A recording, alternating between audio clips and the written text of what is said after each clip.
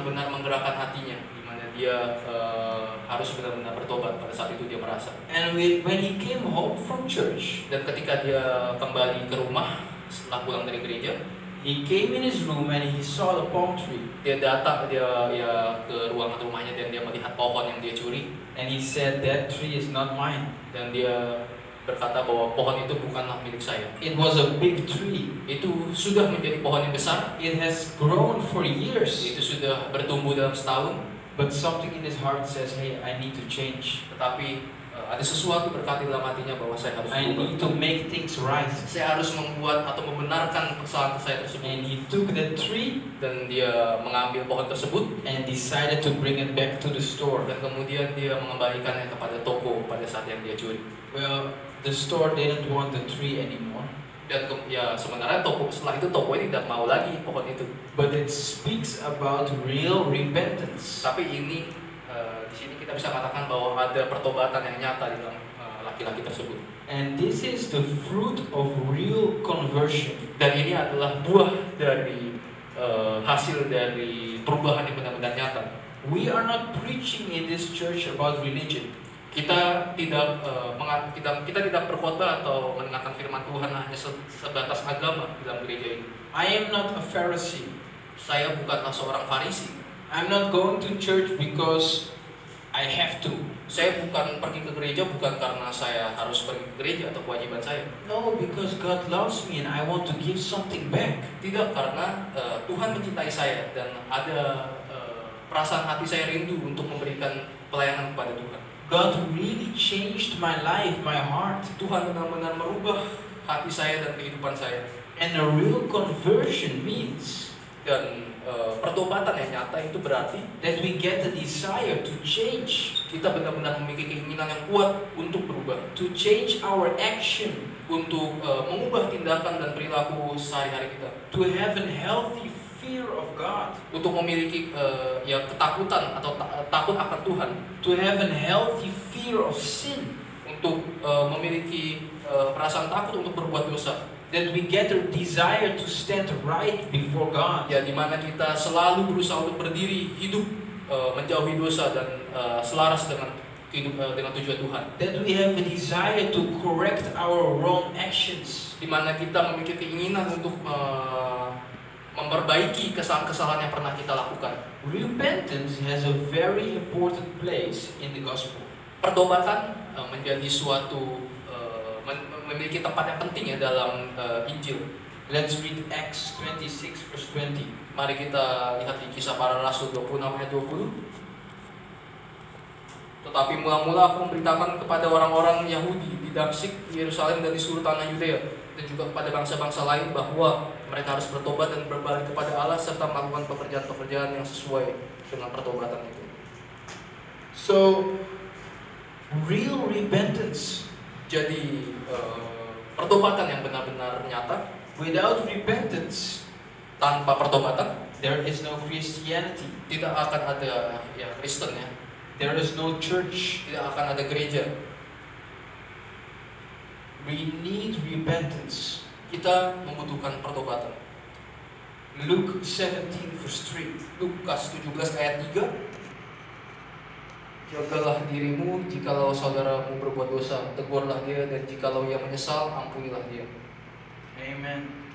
We all make mistakes. Ya, Amen. kita semua pasti pernah berbuat kesalahan ya. We are human Kita adalah manusia and we make mistakes. dan tentu kita melakukan suatu But kesalahan. it's very important to repent. Tetapi menjadi sangat penting bahwa kita harus terus bertobat. It's very important to forgive. Sangat-sangat penting bagi kita untuk memaafkan orang lain. Let's at last speak about joy in real repentance. Mari yang terakhir kita mendengarkan firman Tuhan mengenai adanya sukacita di dalam pertobatan yang benar-benar nyata. The benefits of divine repentance Keuntungan dari pertobatan yang benar-benar pertobatan yang benar-benar nyata ya, is that God will get involved in our life. adalah Tuhan akan melibatkan pribadinya di dalam hidup kita. When God sees, hey, here's someone and he is sincere, Dan ketika Tuhan melihat seseorang dan seseorang ini tulus, he really wants to change.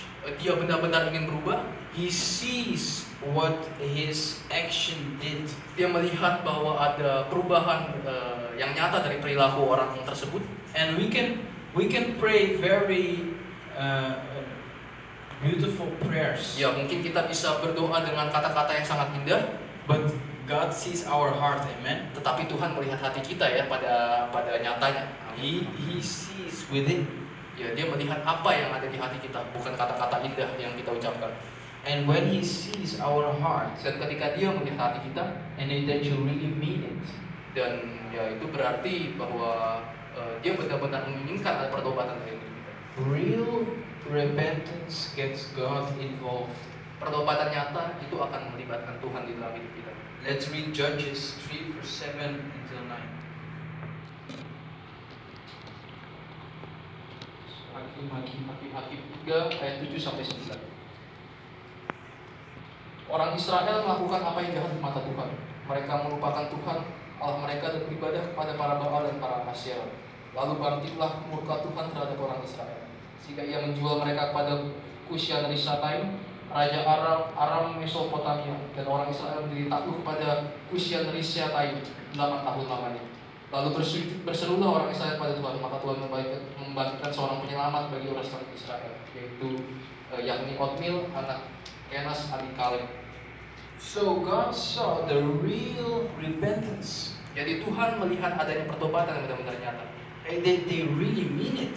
Dan ya mereka benar-benar bertobat ya secara nyata. And when God saw that, Dan ketika Tuhan melihat hal tersebut, He bring deliverance. dia memberikan adanya pembebasan atau pertolongan. He bring people to raise up and be a deliverer. Dia mengirimkan seseorang untuk menjadi penyelamat atau pembebas dari bangsa Israel kala itu. And that is how God wants to help us. Dan itulah yang Tuhan mau juga dalam hidup kita. Dia mau menolong kita. When we really mean it, Ketika kita benar-benar bertobat, when we are sincere, ketika kita tulus, say, hey, I'm doing this wrong and I really want to change this. di mana saya berkata, oh ini ada perbuatan yang salah dan saya ingin benar-benar merubah. I Dan see this in my life and I don't like it. saya melihat bahwa itu adalah kehidupan saya pada saat masa lalu dan saya sangat tidak menyukai The itu. Holy Spirit is confronting me, I have to change. Di mana ada Roh Kudus yang datang ke dalam hati saya bahwa saya harus benar-benar berubah. Or maybe you read the Bible and you find out you have to change some Atau- things in life. Atau mungkin ketika kalian membaca Alkitab dan kalian merasa bahwa saya harus merubah hidup saya, And if you really mean it, dan kalian benar-benar ingin melakukan hal tersebut, God gets involved.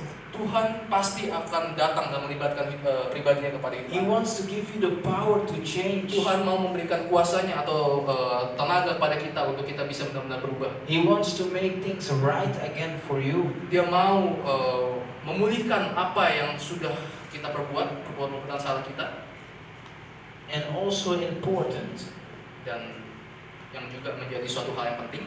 sincerity shapes our character. Ketulusan hati kita akan membentuk karakter kita.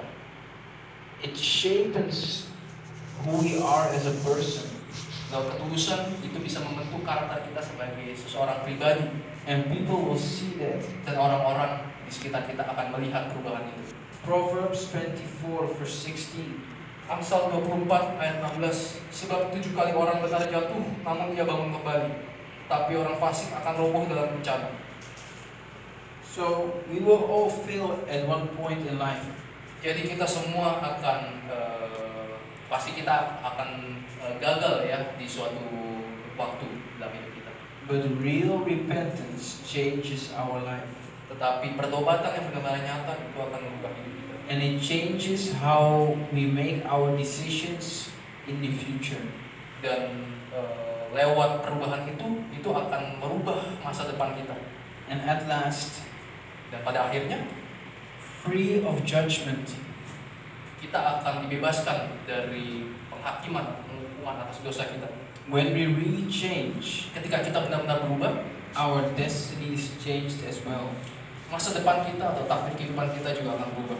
If you really change, Jika kalian benar-benar berubah, you will see that God will bring a satisfaction in your life. kalian akan melihat bahwa Tuhan akan memberikan kepuasan tersendiri atau kepuasan rohani dalam hidup kita.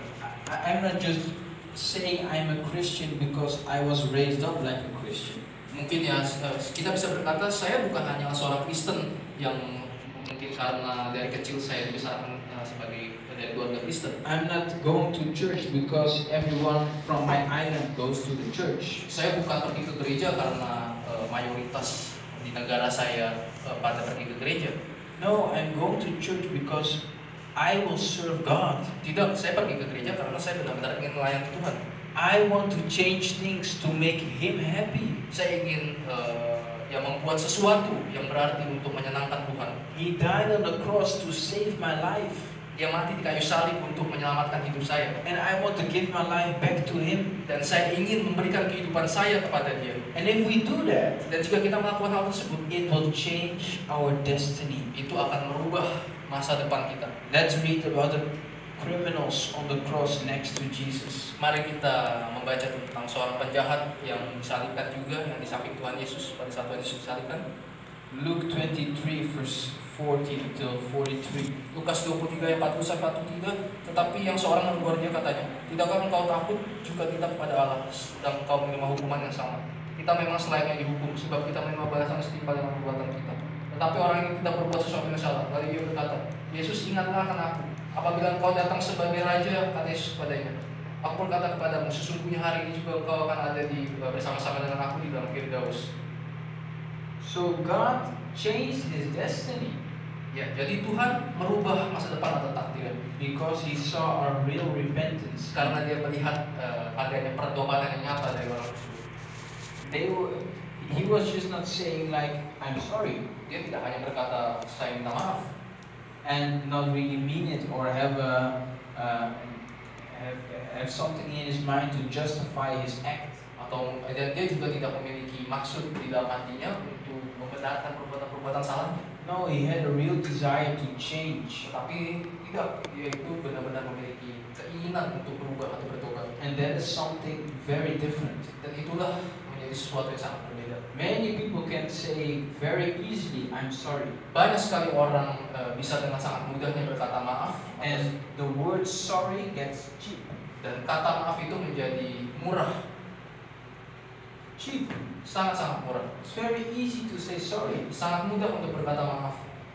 And then go on do the same thing. Dan setelah itu dia melakukan kembali perbuatan-perbuatan salah yang sudah dilakukan. But the real repentance Tetapi pertobatan yang benar-benar nyata is what we need to get God involved in our life. itu adalah yang kita butuhkan agar kita bisa melibatkan Tuhan dalam hidup. And when we do that, Dan ketika kita melakukan hal tersebut, when we apply that in our life, ketika kita mengaplikasikannya dalam kehidupan kita, we will receive a joy, kita akan mendapatkan sukacita dalam hidup kita. a certainty Suatu kepastian that our life is right with God. di mana kehidupan kita akan selaras dengan Tuhan. There is the power of repentance. Ada kuasa dari pertobatan. Amen. Let's bow our head. Mari kita tundukkan kepala kita. Let's close our eyes. Mari kita pejamkan mata kita. Maybe you're here Mungkin kalian yang ada di sini and your life is not right with God. dan mungkin hidup kalian masih ada yang kalian merasa hidup kalian masih belum benar di hadapan Tuhan. Maybe you're here and you're religious. Dan mungkin kalian di sini dan kalian adalah seorang yang religius mungkin. And you know a lot about the Bible. Mungkin kalian tahu banyak sekali tentang Alkitab. Maybe you know a lot about Jesus. Mungkin kalian sudah tahu banyak tentang Tuhan Yesus. But you've never given your life over to Him. Tetapi kalian tidak pernah benar-benar menyerahkan hidup kalian kepada Tuhan Yesus. You're not born again. Mungkin kalian tidak, kalian merasa sangat bersalah. God is not on the first place in your life. Tuhan bukanlah prioritas dalam hidup kalian. But you want that. Tetapi sebenarnya dalam lubuk hati kalian, You want kalian to- ingin hal tersebut. You want to make Jesus king of your life. Kalian ingin membuat, menjadikan Tuhan Yesus sebagai raja dalam hidup kalian. You want to experience the power of real repentance. Kalian ingin merasakan pengalaman pertobatan yang nyata dengan Tuhan Yesus. Please raise up your hand if you're here. Jika kalian mau hal tersebut, kalian bisa angkat tangan saudara. If you want to come to God, Jika kalian mau datang kepada Tuhan, if you want to experience His love, jika kalian ingin merasakan cinta kasih dari Tuhan, You don't have to feel ashamed. Kalian tidak perlu merasa malu. We will just pray with you. Dan ya, kita Amen. akan berdoa untuk kalian. Amen. I see that hand. Amin. Saya melihat ada tangan yang terangkat. I see that other hand. Saya juga melihat ada tangan-tangan yang lain. Maybe there are more people. Mungkin ada orang-orang lain. If you really mean it, Jika kalian benar-benar ingin hal tersebut, don't be ashamed. janganlah malu. God loves you, Tuhan mencintai Anda.